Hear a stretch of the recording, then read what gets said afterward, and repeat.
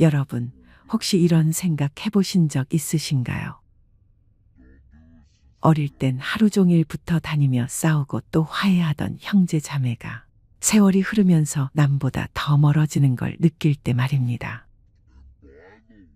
예전에는 같은 집, 같은 밥상, 같은 방에서 하루에도 수십 번 부딪히며 지냈습니다. 장난 하나에 싸우고 부모님 한마디에 금세 화해하고 그렇게 늘 옆에 있는 게 당연했던 사이였죠. 하지만 성인이 되고 각자 가정을 꾸리는 순간부터 이야기는 달라집니다. 이제 내 삶의 우선순위는 부모님이나 형제가 아니라 내 배우자, 내 자식이 되고 자연스럽게 형제 자매는 뒷전이 됩니다. 처음에는 그래도 부모님 덕분에 명절이나 생신의 얼굴을 볼 명분이 있었습니다. 어머니 생신이니까 다 같이 모이자. 추석이니까 본가에 가자. 이런 이유가 있으니 불편해도 억지로라도 모였습니다. 하지만 부모님이 돌아가신 뒤에는 어떨까요? 더 이상 강제로 모일 이유가 사라지고 어느 순간부터는 연락조차 뜸해집니다. 그러다 명절에 고향 집이 텅 빈 걸 보고 깨닫습니다. 아, 이제는 우리가 안 모여도 아무도 뭐라 하지 않는구나. 형제 자매라는 이름은 그대로인데 사실상 남이나 다름없는 관계가 되어버린 겁니다. 더 심각한 건 한때 가장 편했던 사이가 오히려 지금은 가장 불편한 사이가 된다는 겁니다. 서로 사는 환경이 달라져 대화가 안 통하고 돈 문제로 마음의 골이 깊어지고 어릴 때부터 쌓여온 비교와 경쟁심이 성인이 되어서도 여전히 상처처럼 남아 있습니다. 형제니까 당연히 가까울 거라 믿었던 그 관계가 노력하지 않으면 남보다 더 차갑게 식어버리는 거죠. 그래서 오늘은 왜 형제 자매가 나이가 들수록 가까워지지 못하고 오히려 멀어지는지 그 냉정한 현실 5가지를 말씀드리려고 합니다. 아마 들으시다 보면 이거 내 얘기인데 하고 깜짝 놀라실 겁니다. 그리고 동시에 마음 한켠이 씁쓸해질 수도 있습니다. 요즘엔 동네 복지관에서 하는 평생교육 강좌에 일주일에 2번 나갑니다. 요가도 하고 글쓰기 수업도 듣고요. 수업 끝나면 커피 한잔 하면서 이런저런 얘기를 나누는데 그날은 유난히 분위기가 조용했어요. 어느 분이 그러시더라고요. 나는 오빠랑 연락 끊은 지 8년 됐어요. 명절에도 그냥 지나가요. 이젠 남보다 더 어색해요. 다른 분도 한숨을 쉬며 말했죠. 난 동생이랑 싸운 뒤로 연락 안 해요. 자식들 문제로 얘기하다가 결국 틀어졌어요. 지금 생각하면 별것도 아닌데 그게 왜 그렇게 멀어지게 만들었을까요? 그 얘기를 들으면서 고개를 끄덕이던 저도 속으로 생각했습니다. 나도 그렇지. 나도 큰언니랑 마지막으로 통화한 게 언제였더라. 막내 동생은 작년에 병원에 입원했다는 소문만 들었지 직접 연락한 적은 없었네. 그날 밤 혼자 집에 와서 앉아 있는데 이상하게 자꾸 형제들 얼굴이 떠오르더군요. 휴대폰 연락처를 쓱 훑어보다가 손이 멈춘 이름. 언니 누르려다 그냥 화면을 꺼버렸습니다. 무슨 말을 해야 할지도 모르겠고 혹시 어색한 침묵이 흐를까봐 혹시 그쪽도 피하고 있었던 건 아닐까봐 그리고 내가 먼저 연락하면 마음 약한 사람처럼 보일까봐 그게 참 우스운 생각이지만 솔직한 마음이었습니다. 형제 자매라는 이름, 나이 들수록 왜 점점 멀어지게 될까요? 함께 자라며 매일같이 싸우고 웃고 울었던 사람들, 부모님보다 더 오래 알고 지냈던 존재들. 그런데 이상하죠. 오히려 나이가 들수록 그 가까웠던 관계가 낯설게 느껴질 때가 많습니다. 오늘 영상에서는 그 이유를 5가지 시선으로 천천히 풀어보려 합니다.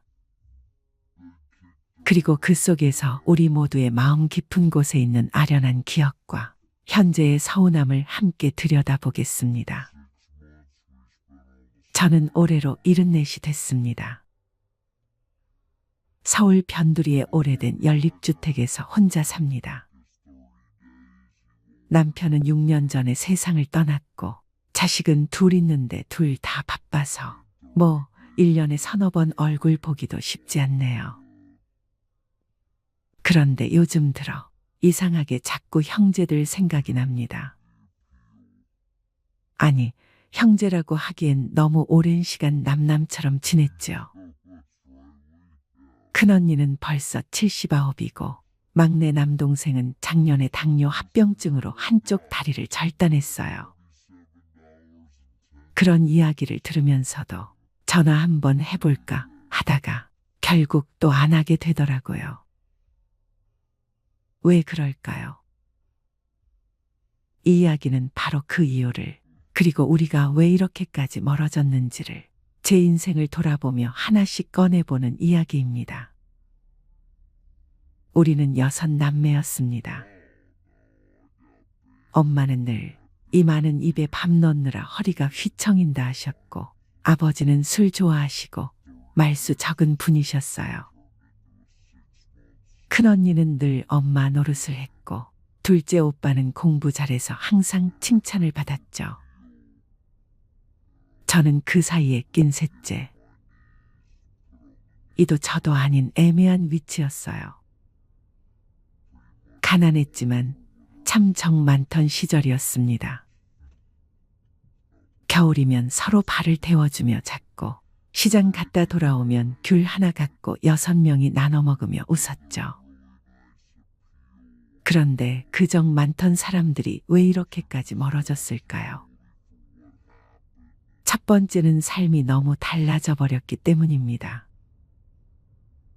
언니는 서울 강남 아파트에 살고, 막내는 교회 집사하면서 골프 치고 손주 영어 유치원 보내는 재미에 사는데, 저는 시댁이 망해서 70 넘은 지금도 아파트 관리비 아껴가며 살고 있어요.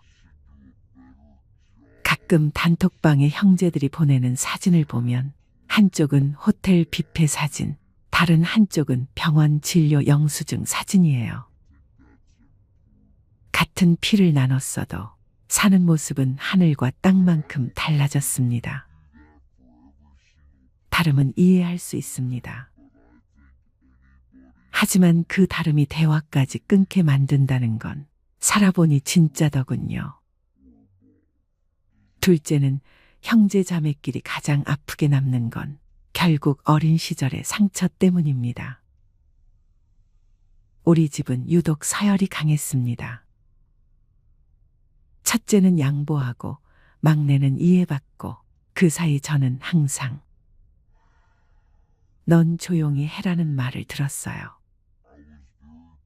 엄마는 언니만 믿었고 아버지는 늘 오빠만 찾았죠. 심부름은 제가 도맡았지만 칭찬은 늘 다른 형제들 차지였어요. 어릴 땐 그냥 그러려니 하고 넘겼는데 명절 때 얼굴 보면 그 감정이 아직도 올라옵니다. 막내는 지금도 엄마랑 통화할 때 엄마, 나 어릴 땐 누나가 나 때렸잖아 하며 웃어요. 그런데요, 저는 그 말이 아직도 가슴을 찌릅니다. 어릴 때 내가 느꼈던 서운함과 억울함, 그건 어디에도 말 못한 채 평생 마음에 박힌 가시로 남아있는 겁니다. 세 번째 이유는 부모님의 재산 문제가 우리 사이를 완전히 무너뜨렸기 때문입니다. 엄마가 돌아가시고 작은 땅 하나, 시골집 하나 남았습니다. 저는 그 집에 살면서 엄마 병수발 10년을 했어요. 막내는 외국에서 살다가 장례식 때 잠깐 왔고 둘째 오빠는 코로나 핑계로 오지도 않았어요. 근데 상속 얘기 나오니까 다들 법대로 나누자고 하더군요. 너가 모신 건 고마운데 그게 돈으로 따질 수는 없는 거잖아. 그 말을 듣고 저는 아무 말도 못했습니다. 그 집에 아직도 엄마가 끓이던 미역국 냄새가 남아 있었는데 그건 저만 아는 추억이었나 봅니다. 결국 집은 팔렸고 분할금 받은 날 저는 편의점에서 컵라면 하나 사 먹고 혼자 울었습니다. 형제자매 사이를 갈라놓는 건 억대 유산이 아니라 억울함을 말할 수 없는 침묵이라는 걸 그때 처음 알았습니다. 네 번째는 자식 문제가 우리를 더 멀게 만들었습니다. 저희 딸은 사별하고 혼자 아이를 키우는데 형제들 모임 나가면 말문이 막힙니다. 막내는 우리 아들 이번에 의전원 합격했어. 언니는 손주가 뉴욕에서 공연했대. 그 사이 저는 그저 아 그래 잘 됐네 하고 웃습니다. 어느 해는 내가 가져간 갈비찜을 누가 남겼는지 그대로 놔뒀더라고요. 아, 이제는 내가 별 볼 일 없는 사람이구나. 그 생각이 가슴에 쿡 박혔어요. 그날 이후로 형제 모임엔 얼굴을 잘 안 내밉니다. 자식 얘기 나오는 그 순간 내가 가장 작아지는 느낌이 들거든요. 마지막 이유는 어쩌면 그 누구도 내 곁에 오래 머물지 않는다는 현실 때문입니다. 요즘은 아침에 일어나면 가장 먼저 누가 오늘 나를 생각할까 그걸 떠올립니다. 그런데 아무도 없다는 생각이 들 때 이상하게 옛날 형제들 얼굴이 떠오릅니다. 그립다는 말도 못하고 섭섭하다는 말도 못하고 그냥 전화번호만 쓱 올려보다 다시 화면을 꺼버립니다. 누구 하나 먼저 연락해주는 형제가 없다는 게 이젠 그냥 당연해졌어요. 가족 단톡방은 며느리 생일엔 축하가 쏟아지는데 내 생일엔 아무 말 없더군요. 그걸 보면서도 그냥 그래 나도 이제 잊혀질 때가 됐구나 그렇게 넘깁니다. 여러분, 형제자매는 피를 나눈 가족이긴 하지만 결국은 각자의 인생으로 흘러가는 시간의 동행자일 뿐입니다. 그걸 깨달은 건 참 늦은 나이였지만 이제는 담담하게 말할 수 있습니다. 그래도 그 시절 함께 웃고 울었던 기억만은 고맙다고. 지금은 연락도 없고 이따금 서운함이 밀려오지만 그래도 어린 시절 이불 속에서 귤 까먹던 그 밤, 언니가 제 머리를 쓰다듬던 그 손길, 오빠가 제 이름을 불러주던 그 목소리. 그 모든 게 있었기에 지금 내가 외롭지 않다고 믿습니다. 형제자매가 노년에 내 곁을 지켜주지는 못했지만 내가 살아온 인생의 가장 따뜻한 계절을 함께한 사람들이었습니다. 그리고 이제 남은 인생에서 지켜야 할 건 그 기억이 아니라 지금 내 옆에 있는 사람, 그리고 무엇보다 지금의 나 자신이라는 걸 잊지 않으려 합니다. 이야기를 끝까지 들어주셔서 고맙습니다. 이상하게 시간이 지날수록 점점 혼자가 편해집니다. 그리고 지금은 혼자 있는 시간이 꽤 나쁘지 않습니다.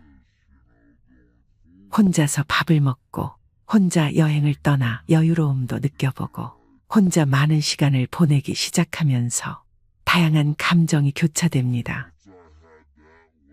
한편으로는 외롭기도 한데 그 외로움이 막 아주 싫지는 않습니다. 나이가 점점 들면서 아주 자연스럽게 친구들과 노는 게 재미가 없어지기 시작합니다. 그 이유는 아직 알지 못하는데 단 한 가지 깨달았던 건 예전에는 친구들과 의리, 우정, 그저 노는 것이 우리 삶에 큰 영향력을 행사했다면 지금은 그것보다 더 중요한 것들이 많다는 것입니다. 나의 시간은 오로지 나의 전적인 권한이기에 누구도 뭐라 할 수 없습니다. 그래서 우리는 점점 혼자가 편해지는 것일지도 모르겠습니다.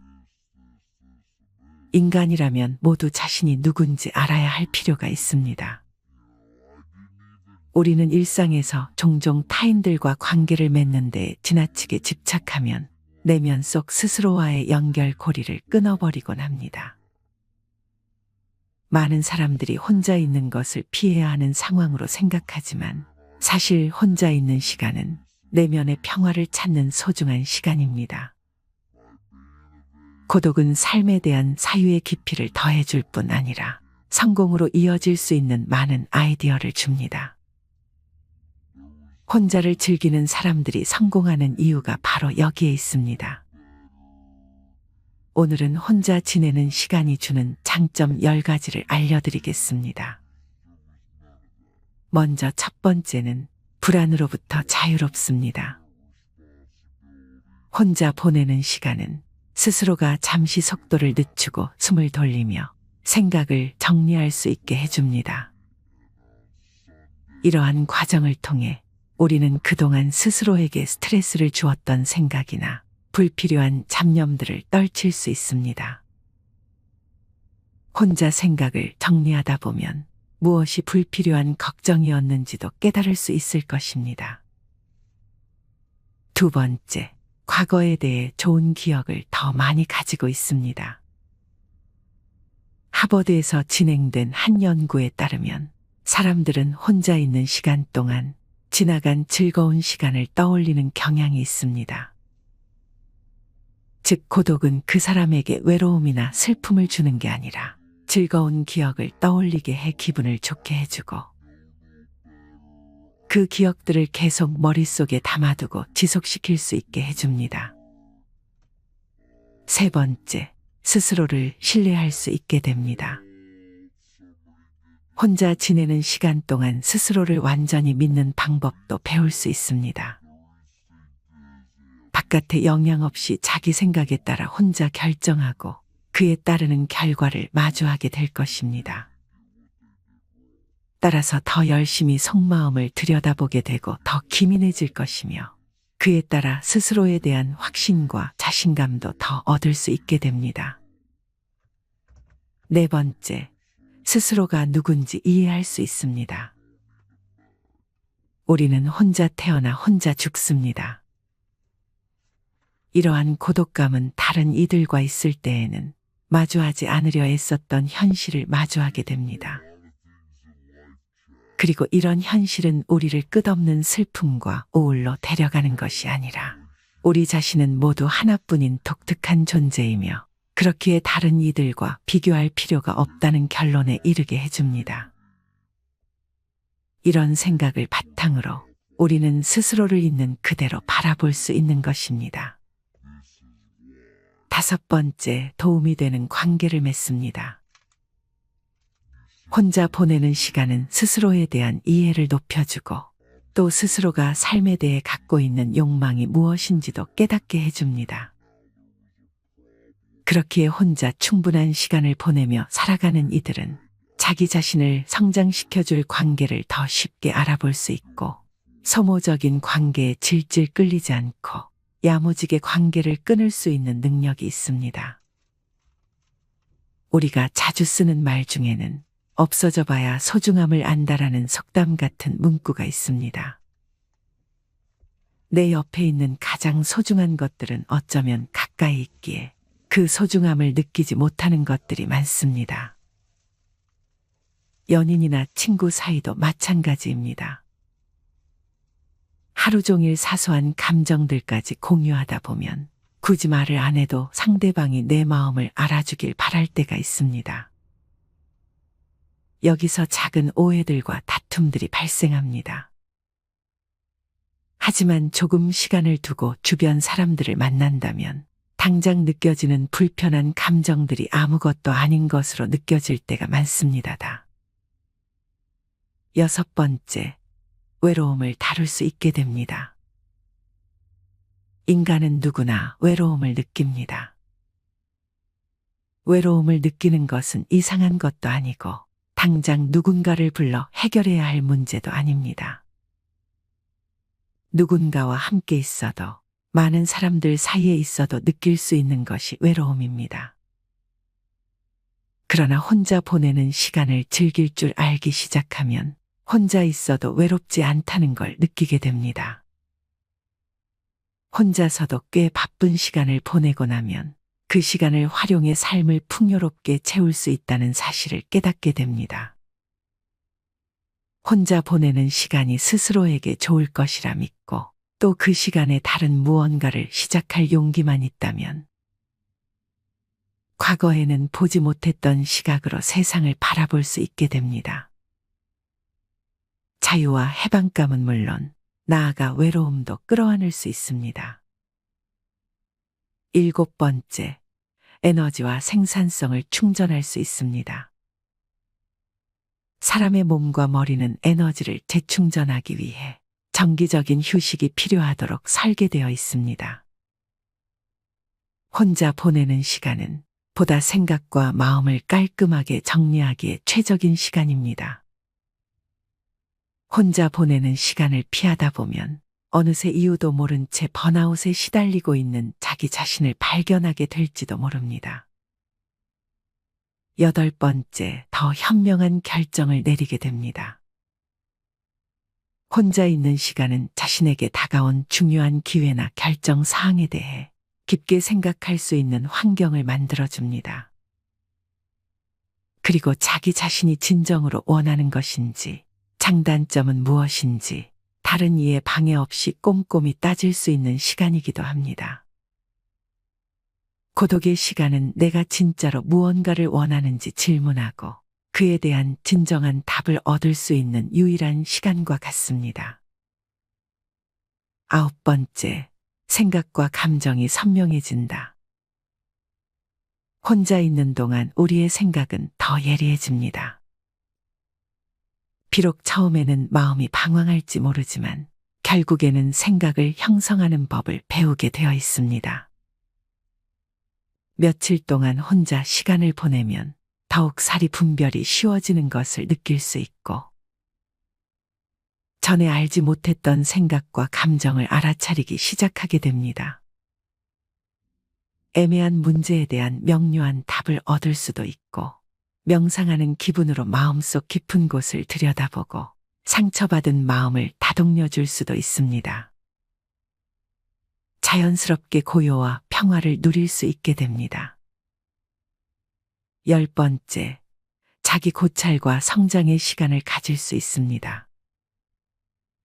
혼자 시간을 보내는 것은 스스로를 반성하고 감사하는 마음을 가질 수 있는 가장 직접적인 방법입니다. 혼자의 시간은 스스로의 삶을 이전과는 다르게 새로운 관점으로 바라볼 수 있는 여건을 만들어줍니다. 지금까지 겪었던 기쁨과 슬픔을 되짚어보면서 그것들이 자신을 어떻게 강하게 만들어주었는지 곱씹어 볼 수 있습니다.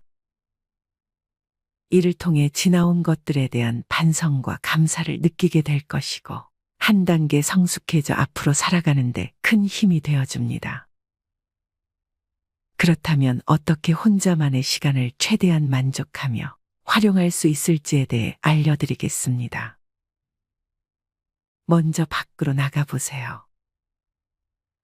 자연 속에서 시간을 보내면 정신 건강은 좋아지고 스트레스는 낮아지며 집중력은 높아진다는 것은 이미 잘 알려진 사실입니다. 연구에 따르면 자연 속에서 혼자 시간을 보내면 이러한 효과들을 더 극대화할 수 있다고 합니다. 혼자 등산을 가본 사람이라면 누구나 그 이유를 잘 알고 있을 것입니다.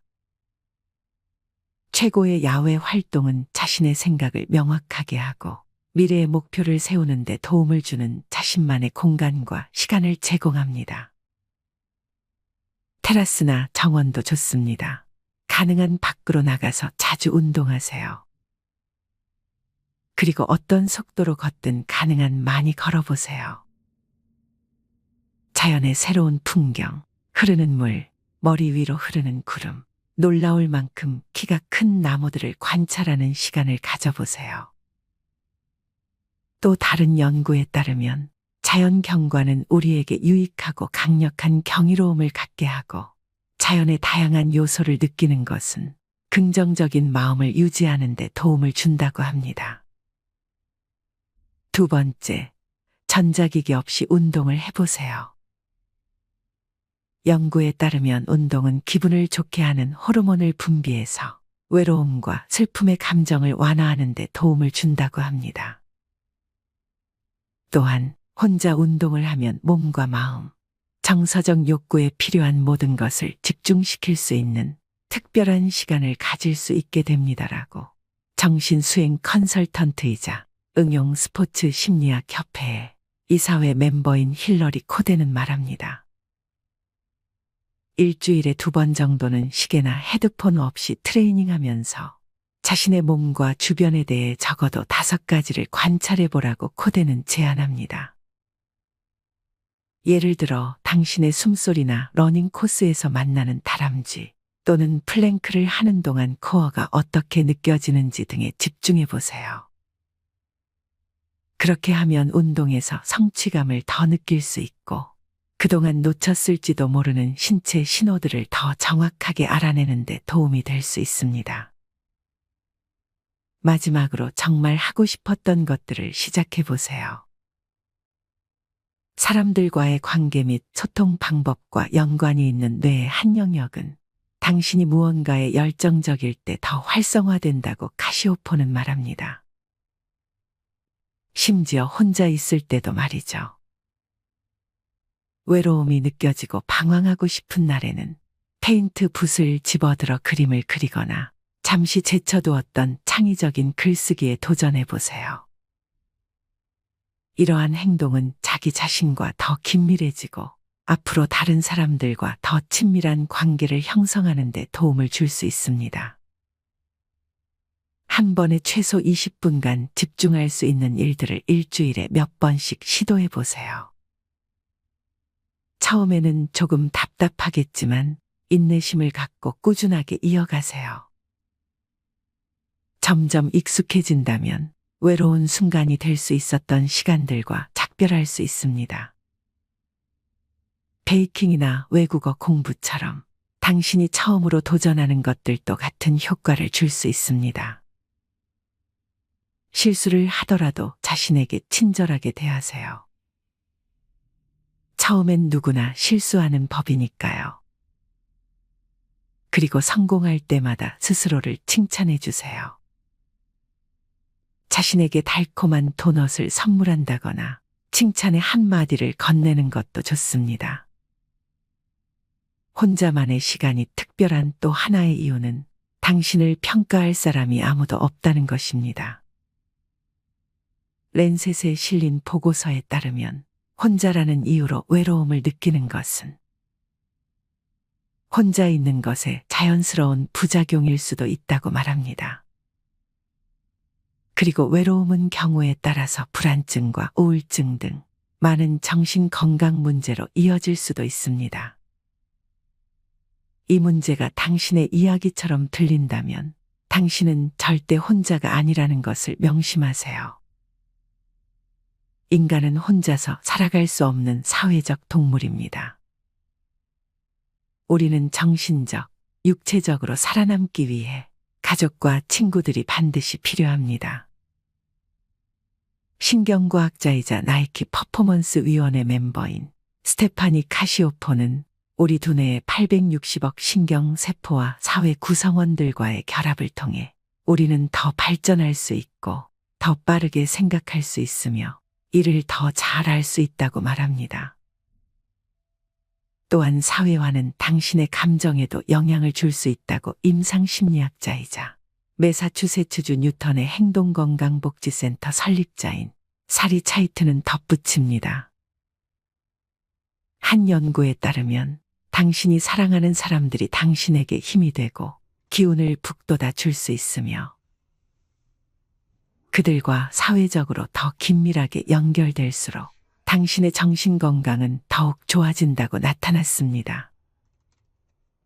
그렇다고 해서 혼자만의 시간이 나쁜 것만은 아닙니다. 혼자만의 시간은 분명히 특별해질 수 있습니다. 혼자만의 시간을 보내는 것에 만족한다면 이는 자신이 원하는 것에 더 집중할 수 있습니다. 라고 차이트는 말합니다.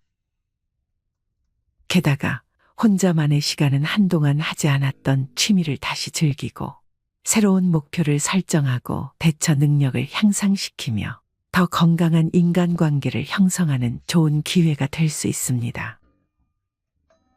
또한 외부의 방해가 없기 때문에 더 나은 결과를 얻기 위한 더 완벽한 준비를 할 수 있습니다. 오늘 영상을 통해서 혼자만의 시간을 최대한 활용하셨으면 좋겠습니다. 혼자를 선호하는 이유는 아마 다음에 만날 사람들을 조금은 더 편하게 맞이할 수 있게 준비하는 시기라고 스스로 생각해 보세요. 좀 더 나다운, 좀 더 편한 사이가 될 수 있게. 인생 60은 결코 인생의 끝이 아니고 100세 시대의 제2의 시작입니다. 모든 것들이 끝이라고 여기는 그 마음부터 고쳐먹고 세상은 넓고 할 일도 많다라는 사고방식으로 살아가야 합니다. 마지막으로 두려움 없이 당당하고 슬기로운 노년의 생활을 충실하게 보낼 수 있는 생활 수칙을 정리해 보았습니다. 노년의 생활 수칙 10가지. 첫 번째, 정리정돈. 나이 들면 일상의 관심과 애착을 줄이고 몸과 집안과 환경을 깨끗이 해야 합니다. 일생 동안 누적된 생활 습관과 잡다한 용품들을 과감히 정리하세요. 서책, 골동품, 귀중품 등도 연고 있는 분에게 생시에 선물하면 주는 이나 받는 이가 서로 좋습니다. 이것이 현명한 노후 관리의 제1조입니다. 두 번째, 몸치장. 언제나 몸치장을 단정히 하고 체력 단련과 목욕은 일과로 하세요. 체취도 없애고 건강에도 좋습니다. 의복도 깨끗하고 좋은 것을 때 맞추어 갈아 입으세요. 옷이 날개입니다. 늙으면 추접하고 구질구질해지기 쉽습니다. 세 번째, 대외 활동. 집안에 집거하기보다 모임에 부지런히 참가하세요. 세상 돌아가는 정보 소식을 얻게 됩니다. 동창회, 직장 모임은 물론 취미 모임 등 새로운 사람과의 만남도 신선미가 있습니다. 움직이지 않으면 몸도 마음도 쇠퇴하게 됩니다. 네 번째, 언어절제. 입은 닫을수록 좋고 지갑은 열수록 환영받습니다. 어디서나 꼭 할 말만 하세요. 논평보다는 덕담을 많이 하세요. 말하기보다 듣기를 좋아하고 박수를 많이 치면 환영받습니다. 장광설은 금물입니다. 짧으면서 곰삭은 지혜로운 말이나 유머 한마디는 남을 즐겁게 합니다. 다섯 번째, 자기 몫을 다하라. 돈이든 일이든 제 몫을 다하세요. 돈과 인심은 먼저 쓰는 게 존경과 환영을 받습니다. 내가 하기 싫은 일을 남에게 미루지 마세요. 언제나 남의 대접만 받고 무임승차하는 것은 거지근성으로 스스로 천대하는 것입니다. 여섯 번째, 포기와 체념. 건강, 출세, 사업, 가족, 부부, 자식 문제 등 세상 만사가 내 뜻대로 안 되는 경험은 많습니다. 이제는 포기할 것은 과감히 포기하고 체념하는 게 현명합니다. 되지도 않은 일로 속 끓이지 않는 게 여생을 편안케 합니다. 일곱 번째, 평생학습이 중요하다. 배우는 데는 나이가 없습니다. 컴퓨터 앞에서 언제나 공부하는 깨어있는 사람이 되세요. 새 지식, 새 정보를 제때에 습득하지 못하면 낙오가 됩니다. 안경 낀 흰머리에 책 들고 조는 모습은 노년의 아름다움의 극치입니다. 8번째, 낭만과 취미. 각박한 삶 속에 낭만을 가지세요. 늘 꿈을 꾸고 사랑하며 감흥과 희망을 가지고 살면 늙어도 청춘입니다. 산수를 즐기며 자기가 좋아하는 취미 활동에 전념하는 것도 행복 삼매경에 이를 수 있습니다. 9번째, 봉사. 평생을 사회의 혜택 속에 많은 신세를 지고 살아왔습니다. 얼마 남지 않은 인생, 이제 남을 위해 베풀며 살아야 합니다. 내가 먼저 베푸는 것이 복을 짓는 길입니다. 우리는 사회봉사의 습관이 부족합니다. 하찮은 일이라도 내가 먼저 베풀고 실천하면 남에게 좋은 느낌을 주고 나 또한 보람을 느끼게 됩니다. 선진 시민이 되는 지름길입니다. 10번째, 허심겸손. 마음을 비우세요. 욕심을 버리면 겸손해지고 마음을 비우면 세상이 밝게 보입니다. 인생을 달관하면 인격이 돋보이고 마음의 평화와 건강을 누리게 됩니다. 마음은 자기 정체성을 담는 그릇이며 우주로 통하는 창문입니다. 정심수도하고 평상심을 늘 간직하세요. 열심히 일한 만큼 이젠 자식들에게도 친척에게도 이웃에게도 떳떳한 노년의 주인공으로 살아가기 위해서는 먼저 나 자신에게 격려와 용기와 보상의 선물을 준비하세요. 무얼 부끄러워할 것 하나 없고 기죽을 것도 없습니다. 당당하게 어깨 펴고 남은 여생에 대한 멋진 꿈과 설계를 펼쳐보세요. 남은 인생 길 것 같아도 어느 날 어느 시에 무슨 일이 생길지 그건 아무도 모르니까.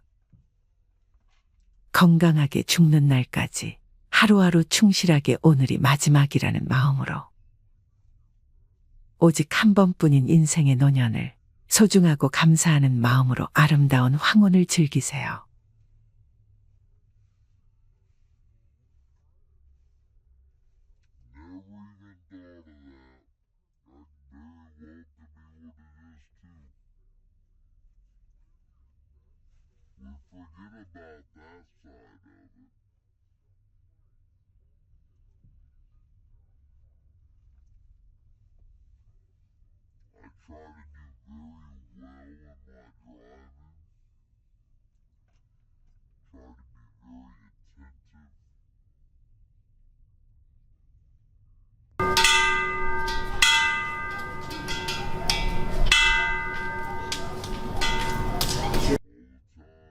여러분, 혹시 이런 생각 해보신 적 있으신가요?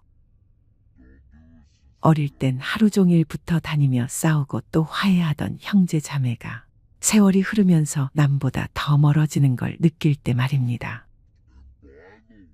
예전에는 같은 집, 같은 밥상, 같은 방에서 하루에도 수십 번 부딪히며 지냈습니다.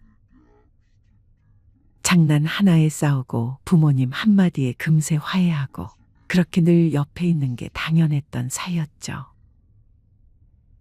하지만 성인이 되고 각자 가정을 꾸리는 순간부터 이야기는 달라집니다.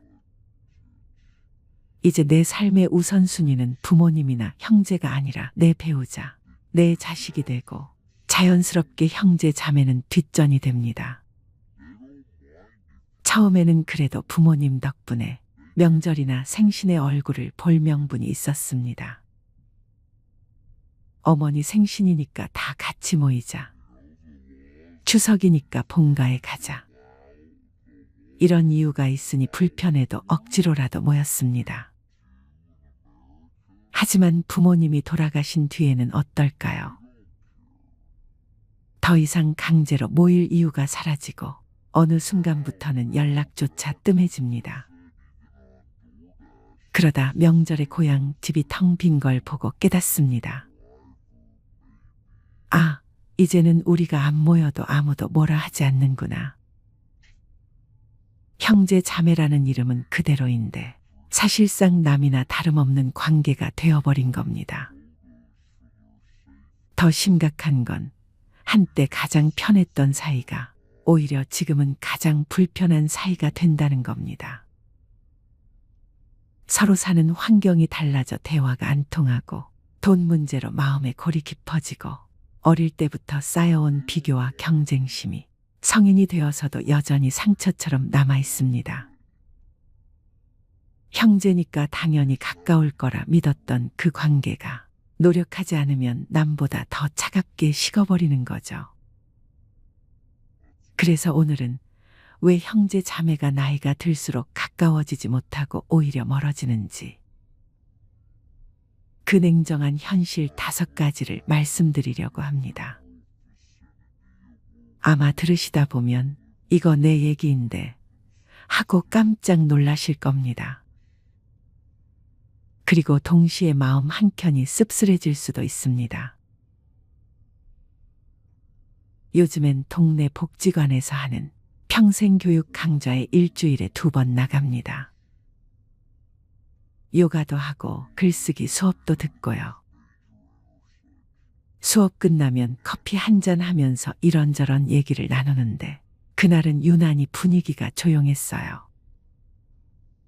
어느 분이 그러시더라고요. 나는 오빠랑 연락 끊은 지 8년 됐어요. 명절에도 그냥 지나가요. 이젠 남보다 더 어색해요. 다른 분도 한숨을 쉬며 말했죠. 난 동생이랑 싸운 뒤로 연락 안 해요. 자식들 문제로 얘기하다가 결국 틀어졌어요. 지금 생각하면 별것도 아닌데 그게 왜 그렇게 멀어지게 만들었을까요? 그 얘기를 들으면서 고개를 끄덕이던 저도 속으로 생각했습니다. 나도 그렇지. 나도 큰언니랑 마지막으로 통화한 게 언제였더라.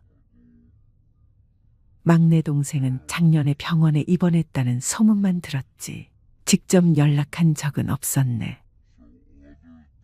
그날 밤 혼자 집에 와서 앉아 있는데 이상하게 자꾸 형제들 얼굴이 떠오르더군요. 휴대폰 연락처를 쓱 훑어보다가 손이 멈춘 이름. 언니 누르려다 그냥 화면을 꺼버렸습니다. 무슨 말을 해야 할지도 모르겠고 혹시 어색한 침묵이 흐를까봐 혹시 그쪽도 피하고 있었던 건 아닐까봐 그리고 내가 먼저 연락하면 마음 약한 사람처럼 보일까봐 그게 참 우스운 생각이지만 솔직한 마음이었습니다. 형제 자매라는 이름, 나이 들수록 왜 점점 멀어지게 될까요? 함께 자라며 매일같이 싸우고 웃고 울었던 사람들, 부모님보다 더 오래 알고 지냈던 존재들. 그런데 이상하죠. 오히려 나이가 들수록 그 가까웠던 관계가 낯설게 느껴질 때가 많습니다.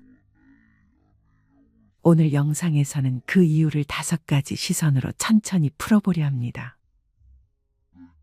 그리고 그 속에서 우리 모두의 마음 깊은 곳에 있는 아련한 기억과 현재의 서운함을 함께 들여다보겠습니다.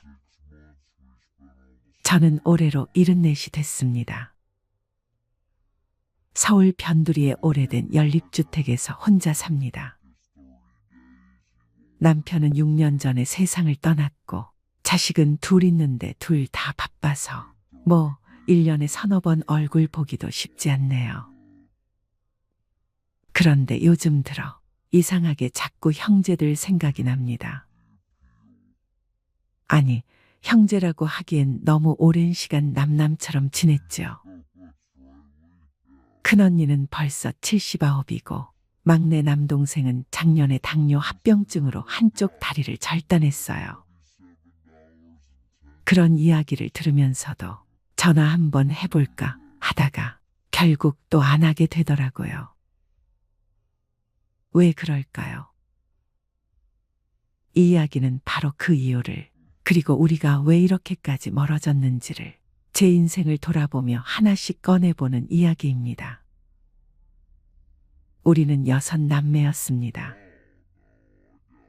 엄마는 늘 이 많은 입에 밥 넣느라 허리가 휘청인다 하셨고, 아버지는 술 좋아하시고 말수 적은 분이셨어요.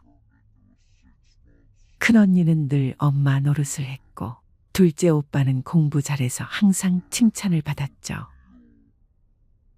저는 그 사이에 낀 셋째. 이도 저도 아닌 애매한 위치였어요. 가난했지만 참 정 많던 시절이었습니다. 겨울이면 서로 발을 데워주며 잤고, 시장 갔다 돌아오면 귤 하나 갖고 6명이 나눠 먹으며 웃었죠.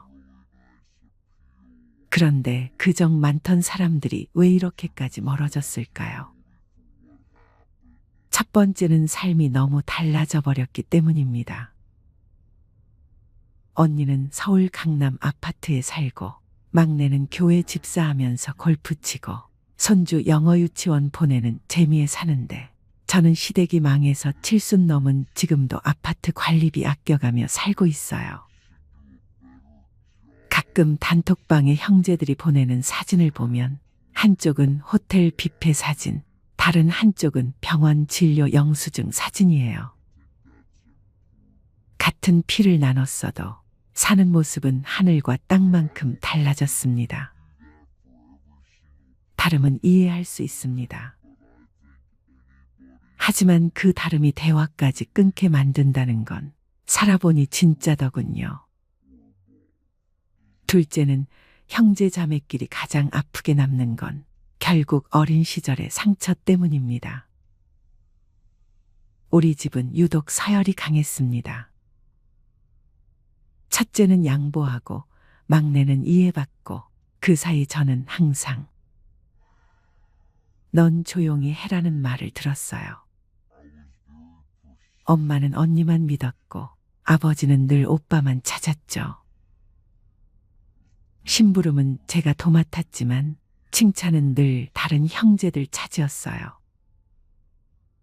어릴 땐 그냥 그러려니 하고 넘겼는데, 명절 때 얼굴 보면 그 감정이 아직도 올라옵니다. 막내는 지금도 엄마랑 통화할 때 엄마, 나 어릴 땐 누나가 나 때렸잖아 하며 웃어요. 그런데요, 저는 그 말이 아직도 가슴을 찌릅니다. 어릴 때 내가 느꼈던 서운함과 억울함, 그건 어디에도 말 못한 채 평생 마음에 박힌 가시로 남아있는 겁니다. 세 번째 이유는 부모님의 재산 문제가 우리 사이를 완전히 무너뜨렸기 때문입니다. 엄마가 돌아가시고 작은 땅 하나, 시골집 하나 남았습니다. 저는 그 집에 살면서 엄마 병수발 10년을 했어요. 막내는 외국에서 살다가 장례식 때 잠깐 왔고, 둘째 오빠는 코로나 핑계로 오지도 않았어요. 근데 상속 얘기 나오니까 다들 법대로 나누자고 하더군요. 너가 모신 건 고마운데 그게 돈으로 따질 수는 없는 거잖아. 그 말을 듣고 저는 아무 말도 못했습니다. 그 집에 아직도 엄마가 끓이던 미역국 냄새가 남아 있었는데, 그건 저만 아는 추억이었나 봅니다. 결국 집은 팔렸고 분할금 받은 날 저는 편의점에서 컵라면 하나 사 먹고 혼자 울었습니다. 형제자매 사이를 갈라놓는 건 억대 유산이 아니라 억울함을 말할 수 없는 침묵이라는 걸 그때 처음 알았습니다. 네 번째는 자식 문제가 우리를 더 멀게 만들었습니다. 저희 딸은 사별하고 혼자 아이를 키우는데 형제들 모임 나가면 말문이 막힙니다. 막내는 우리 아들 이번에 의전원 합격했어. 언니는 손주가 뉴욕에서 공연했대. 그 사이 저는 그저 아 그래 잘 됐네 하고 웃습니다. 어느 해는 내가 가져간 갈비찜을 누가 남겼는지 그대로 놔뒀더라고요. 아, 이제는 내가 별 볼 일 없는 사람이구나. 그 생각이 가슴에 쿡 박혔어요. 그날 이후로 형제 모임엔 얼굴을 잘 안 내밉니다. 자식 얘기 나오는 그 순간 내가 가장 작아지는 느낌이 들거든요. 마지막 이유는 어쩌면 그 누구도 내 곁에 오래 머물지 않는다는 현실 때문입니다. 요즘은 아침에 일어나면 가장 먼저 누가 오늘 나를 생각할까 그걸 떠올립니다. 그런데 아무도 없다는 생각이 들 때 이상하게 옛날 형제들 얼굴이 떠오릅니다. 그립다는 말도 못하고 섭섭하다는 말도 못하고 그냥 전화번호만 쓱 올려보다 다시 화면을 꺼버립니다. 누구 하나 먼저 연락해주는 형제가 없다는 게 이젠 그냥 당연해졌어요. 가족 단톡방은 며느리 생일엔 축하가 쏟아지는데 내 생일엔 아무 말 없더군요. 그걸 보면서도 그냥 그래, 나도 이제 잊혀질 때가 됐구나. 그렇게 넘깁니다. 여러분, 형제자매는 피를 나눈 가족이긴 하지만 결국은 각자의 인생으로 흘러가는 시간의 동행자일 뿐입니다. 그걸 깨달은 건 참 늦은 나이였지만 이제는 담담하게 말할 수 있습니다. 그래도 그 시절 함께 웃고 울었던 기억만은 고맙다고. 지금은 연락도 없고 이따금 서운함이 밀려오지만 그래도 어린 시절 이불 속에서 귤 까먹던 그 밤, 언니가 제 머리를 쓰다듬던 그 손길, 오빠가 제 이름을 불러주던 그 목소리. 그 모든 게 있었기에 지금 내가 외롭지 않다고 믿습니다. 형제자매가 노년에 내 곁을 지켜주지는 못했지만 내가 살아온 인생의 가장 따뜻한 계절을 함께한 사람들이었습니다. 그리고 이제 남은 인생에서 지켜야 할 건 그 기억이 아니라 지금 내 옆에 있는 사람, 그리고 무엇보다 지금의 나 자신이라는 걸 잊지 않으려 합니다. 이야기를 끝까지 들어주셔서 고맙습니다. 이상하게 시간이 지날수록 점점 혼자가 편해집니다. 그리고 지금은 혼자 있는 시간이 꽤 나쁘지 않습니다. 혼자서 밥을 먹고, 혼자 여행을 떠나 여유로움도 느껴보고, 혼자 많은 시간을 보내기 시작하면서 다양한 감정이 교차됩니다. 한편으로는 외롭기도 한데 그 외로움이 막 아주 싫지는 않습니다. 나이가 점점 들면서 아주 자연스럽게 친구들과 노는 게 재미가 없어지기 시작합니다. 그 이유는 아직 알지 못하는데 단 한 가지 깨달았던 건 예전에는 친구들과 의리, 우정, 그저 노는 것이 우리 삶에 큰 영향력을 행사했다면 지금은 그것보다 더 중요한 것들이 많다는 것입니다. 나의 시간은 오로지 나의 전적인 권한이기에 누구도 뭐라 할 수 없습니다. 그래서 우리는 점점 혼자가 편해지는 것일지도 모르겠습니다. 인간이라면 모두 자신이 누군지 알아야 할 필요가 있습니다. 우리는 일상에서 종종 타인들과 관계를 맺는 데 지나치게 집착하면 내면 속 스스로와의 연결고리를 끊어버리곤 합니다. 많은 사람들이 혼자 있는 것을 피해야 하는 상황으로 생각하지만 사실 혼자 있는 시간은 내면의 평화를 찾는 소중한 시간입니다. 고독은 삶에 대한 사유의 깊이를 더해줄 뿐 아니라 성공으로 이어질 수 있는 많은 아이디어를 줍니다. 혼자를 즐기는 사람들이 성공하는 이유가 바로 여기에 있습니다. 오늘은 혼자 지내는 시간이 주는 장점 10가지를 알려드리겠습니다. 먼저 첫 번째는 불안으로부터 자유롭습니다. 혼자 보내는 시간은 스스로가 잠시 속도를 늦추고 숨을 돌리며 생각을 정리할 수 있게 해줍니다. 이러한 과정을 통해 우리는 그동안 스스로에게 스트레스를 주었던 생각이나 불필요한 잡념들을 떨칠 수 있습니다. 혼자 생각을 정리하다 보면 무엇이 불필요한 걱정이었는지도 깨달을 수 있을 것입니다. 두 번째, 과거에 대해 좋은 기억을 더 많이 가지고 있습니다. 하버드에서 진행된 한 연구에 따르면 사람들은 혼자 있는 시간 동안 지나간 즐거운 시간을 떠올리는 경향이 있습니다.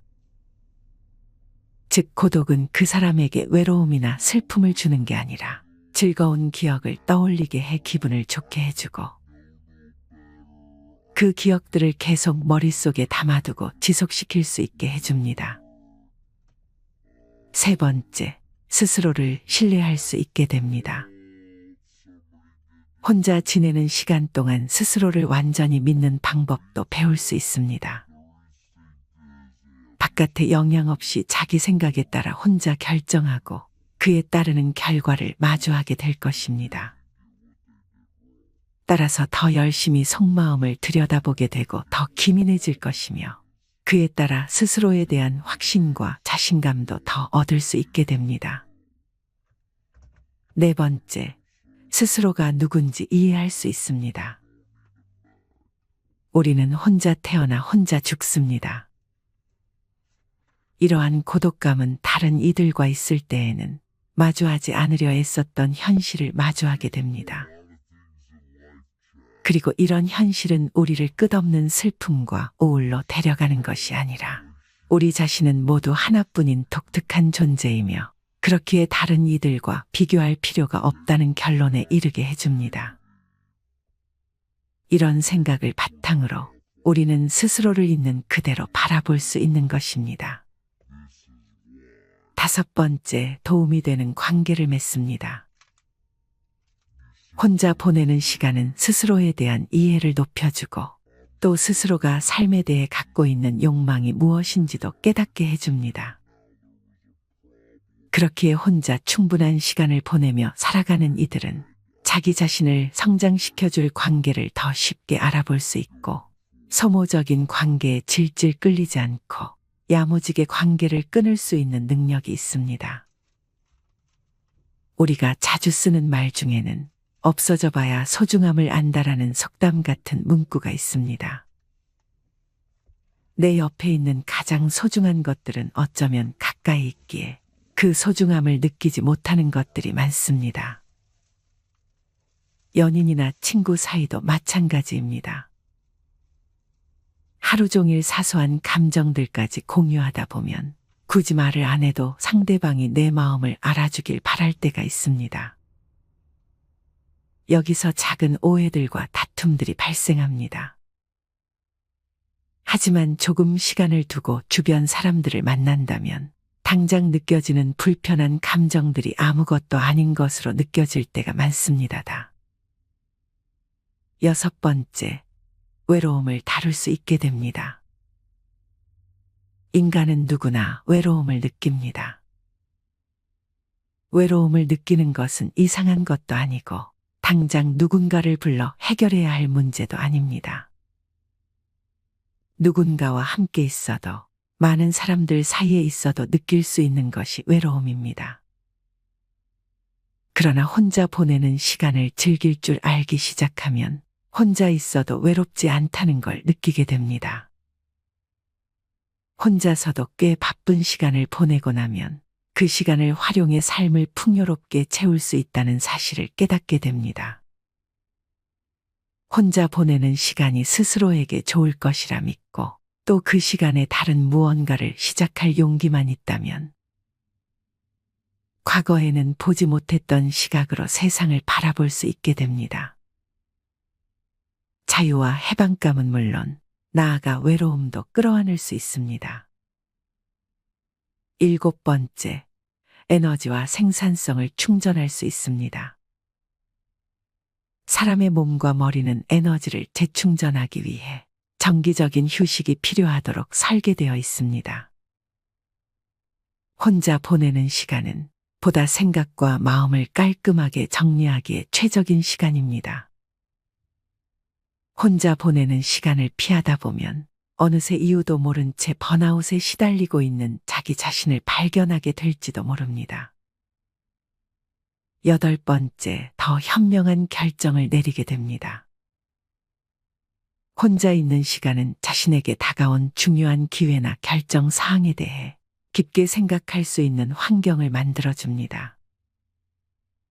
그리고 자기 자신이 진정으로 원하는 것인지, 장단점은 무엇인지, 다른 이의 방해 없이 꼼꼼히 따질 수 있는 시간이기도 합니다. 고독의 시간은 내가 진짜로 무언가를 원하는지 질문하고 그에 대한 진정한 답을 얻을 수 있는 유일한 시간과 같습니다. 9번째, 생각과 감정이 선명해진다. 혼자 있는 동안 우리의 생각은 더 예리해집니다. 비록 처음에는 마음이 방황할지 모르지만 결국에는 생각을 형성하는 법을 배우게 되어 있습니다. 며칠 동안 혼자 시간을 보내면 더욱 사리 분별이 쉬워지는 것을 느낄 수 있고, 전에 알지 못했던 생각과 감정을 알아차리기 시작하게 됩니다. 애매한 문제에 대한 명료한 답을 얻을 수도 있고, 명상하는 기분으로 마음속 깊은 곳을 들여다보고 상처받은 마음을 다독여 줄 수도 있습니다. 자연스럽게 고요와 평화를 누릴 수 있게 됩니다. 10번째, 자기 고찰과 성장의 시간을 가질 수 있습니다. 혼자 시간을 보내는 것은 스스로를 반성하고 감사하는 마음을 가질 수 있는 가장 직접적인 방법입니다. 혼자의 시간은 스스로의 삶을 이전과는 다르게 새로운 관점으로 바라볼 수 있는 여건을 만들어줍니다. 지금까지 겪었던 기쁨과 슬픔을 되짚어보면서 그것들이 자신을 어떻게 강하게 만들어 주었는지 곱씹어 볼 수 있습니다. 이를 통해 지나온 것들에 대한 반성과 감사를 느끼게 될 것이고, 한 단계 성숙해져 앞으로 살아가는데 큰 힘이 되어줍니다. 그렇다면 어떻게 혼자만의 시간을 최대한 만족하며 활용할 수 있을지에 대해 알려드리겠습니다. 먼저 밖으로 나가보세요. 자연 속에서 시간을 보내면 정신 건강은 좋아지고 스트레스는 낮아지며 집중력은 높아진다는 것은 이미 잘 알려진 사실입니다. 연구에 따르면 자연 속에서 혼자 시간을 보내면 이러한 효과들을 더 극대화할 수 있다고 합니다. 혼자 등산을 가본 사람이라면 누구나 그 이유를 잘 알고 있을 것입니다. 최고의 야외 활동은 자신의 생각을 명확하게 하고 미래의 목표를 세우는 데 도움을 주는 자신만의 공간과 시간을 제공합니다. 테라스나 정원도 좋습니다. 가능한 밖으로 나가서 자주 운동하세요. 그리고 어떤 속도로 걷든 가능한 많이 걸어보세요.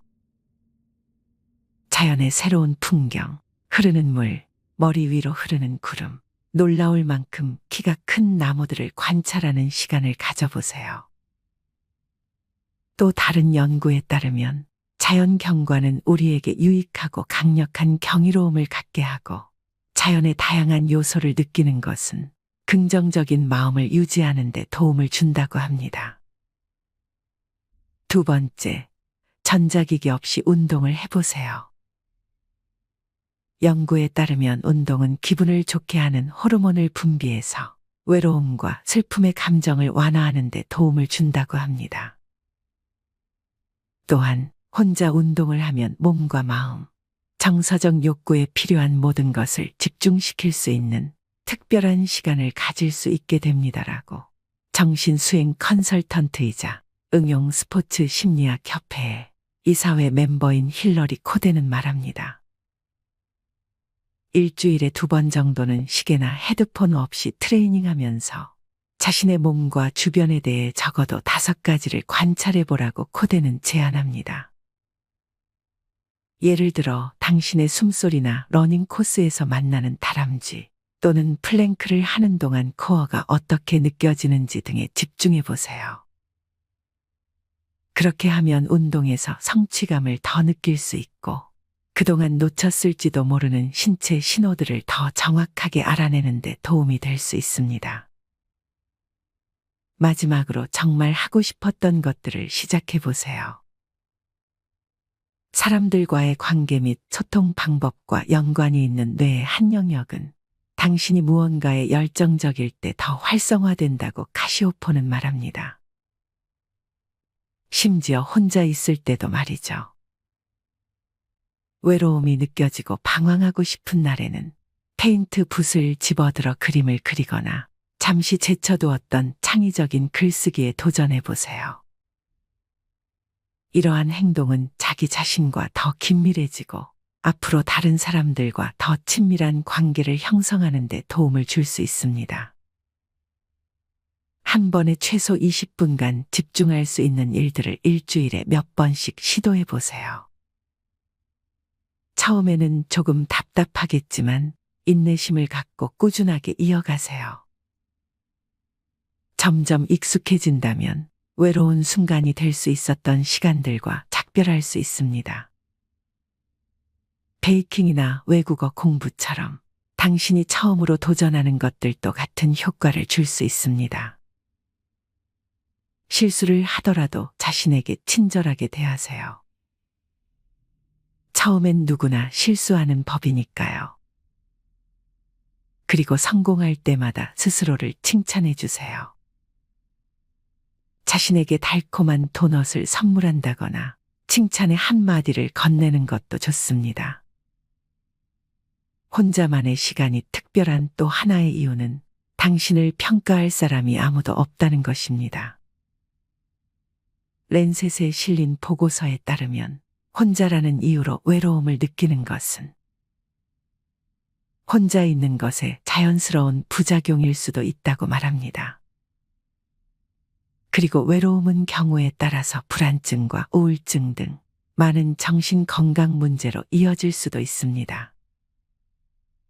이 문제가 당신의 이야기처럼 들린다면 당신은 절대 혼자가 아니라는 것을 명심하세요. 인간은 혼자서 살아갈 수 없는 사회적 동물입니다. 우리는 정신적, 육체적으로 살아남기 위해 가족과 친구들이 반드시 필요합니다. 신경과학자이자 나이키 퍼포먼스 위원회 멤버인 스테파니 카시오포는 우리 두뇌의 860억 신경세포와 사회 구성원들과의 결합을 통해 우리는 더 발전할 수 있고 더 빠르게 생각할 수 있으며 일을 더 잘할 수 있다고 말합니다.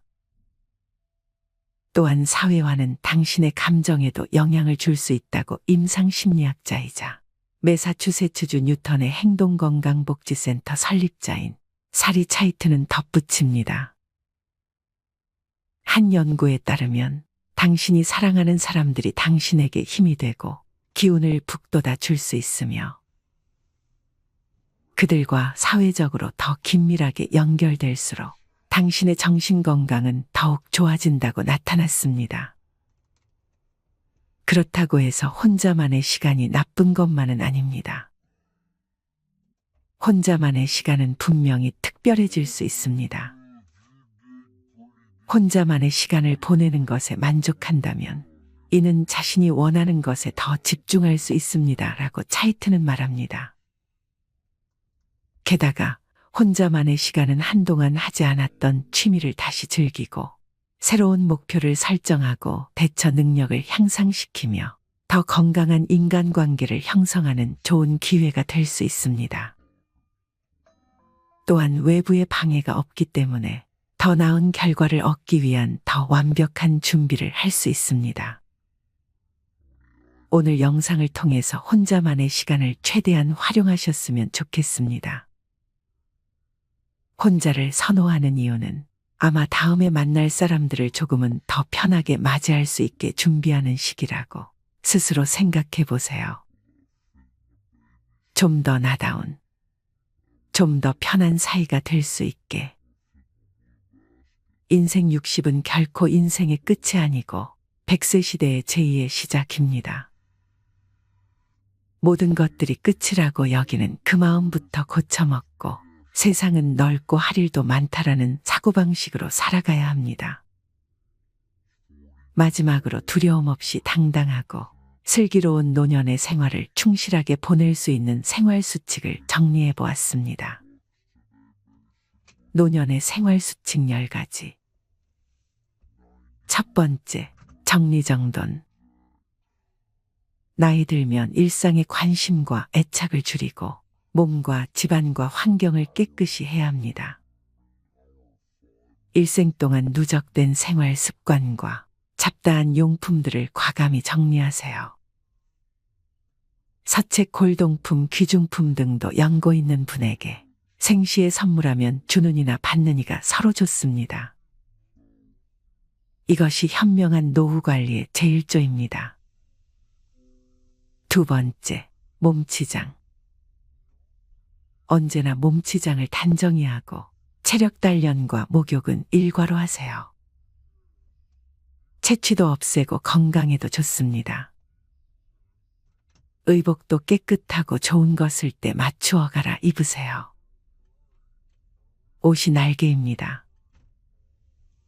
늙으면 추접하고 구질구질해지기 쉽습니다. 세 번째, 대외 활동. 집안에 집거하기보다 모임에 부지런히 참가하세요. 세상 돌아가는 정보 소식을 얻게 됩니다. 동창회, 직장 모임은 물론 취미 모임 등 새로운 사람과의 만남도 신선미가 있습니다. 움직이지 않으면 몸도 마음도 쇠퇴하게 됩니다. 네 번째, 언어절제. 입은 닫을수록 좋고 지갑은 열수록 환영받습니다. 어디서나 꼭 할 말만 하세요. 논평보다는 덕담을 많이 하세요. 말하기보다 듣기를 좋아하고 박수를 많이 치면 환영받습니다. 장광설은 금물입니다. 짧으면서 곰삭은 지혜로운 말이나 유머 한마디는 남을 즐겁게 합니다. 다섯 번째, 자기 몫을 다하라. 돈이든 일이든 제 몫을 다하세요. 돈과 인심은 먼저 쓰는 게 존경과 환영을 받습니다. 내가 하기 싫은 일을 남에게 미루지 마세요. 언제나 남의 대접만 받고 무임승차하는 것은 거지근성으로 스스로 천대하는 것입니다. 여섯 번째, 포기와 체념. 건강, 출세, 사업, 가족, 부부, 자식 문제 등 세상 만사가 내 뜻대로 안 되는 경험은 많습니다. 이제는 포기할 것은 과감히 포기하고 체념하는 게 현명합니다. 되지도 않은 일로 속 끓이지 않는 게 여생을 편안케 합니다. 일곱 번째, 평생학습이 중요하다.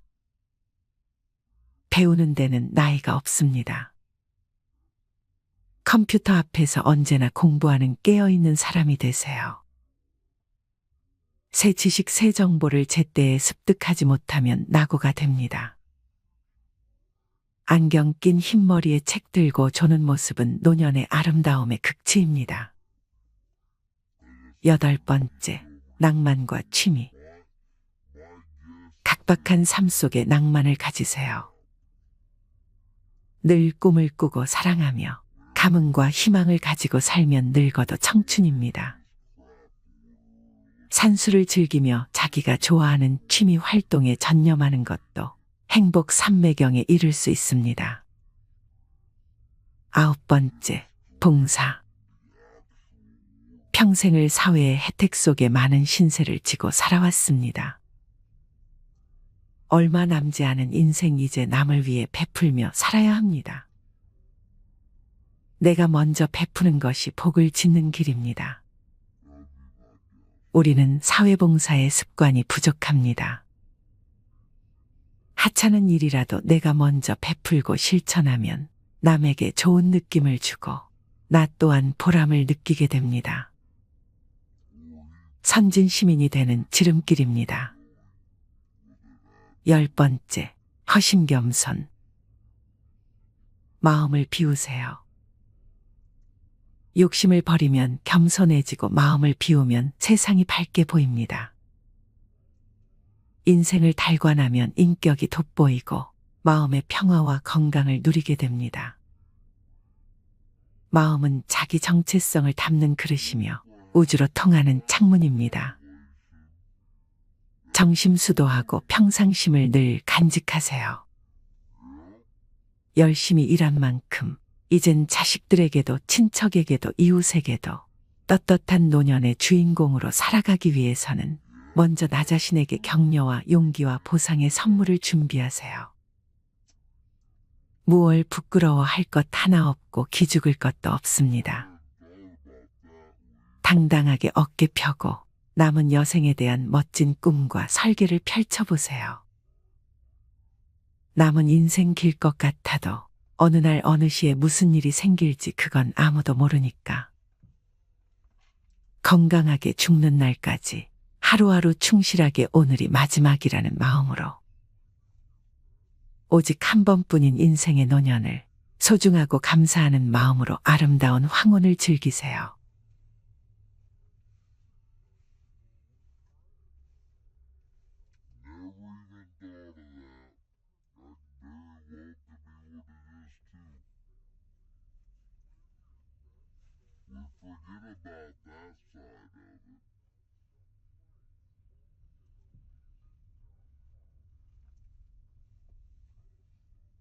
Try to do very well in my driving. Try to be very